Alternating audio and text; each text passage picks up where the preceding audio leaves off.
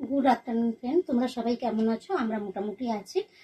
আজকে দুপুরের লাঞ্চের মেনুতে কী কী করেছি তোমাদের সাথে শেয়ার করি।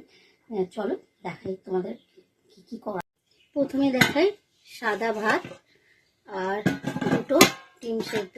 ডিমটা ঠান্ডা হয়ে যাবে বলে ভাতের মধ্যেই দিয়ে রেখেছি ছাড়িয়ে, আর যাতে না ঠান্ডা হয়ে যায় আর কি।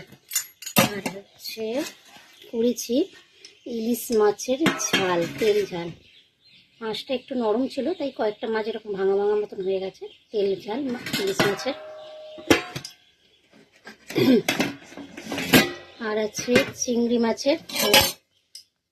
চিংড়ি মাছ এই যে এরকম সাইজের চিংড়ি মাছ এনেছিল, আলু দিয়ে ঝোল করেছি লাল লাল করে। আর এখানে আছে দই চিংড়ি।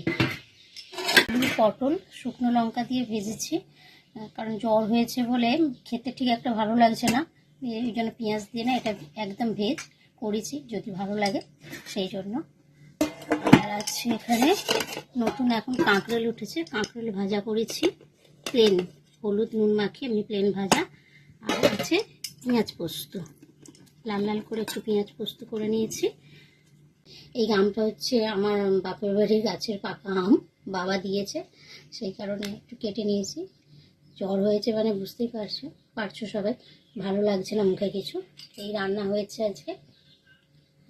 তাহলে আজকে এই সামান্যই কিছু করেছি লাঞ্চের মেনু। আর তোমরাও খেয়ে নাও, আমরাও খেতে বসে যাই এবারে, সবাই বাড়িতে এসে গেছে। আর যারা যারা খেতে চাও আমার বাড়িতে তারা তারা চলে আসতে পারো, সবাইয়ের জন্য ইনভাইট থাকলো। তাহলে বাই, এখনের মতন আসলো, পরে আবার কোনো ভিডিও নিয়ে দেখা।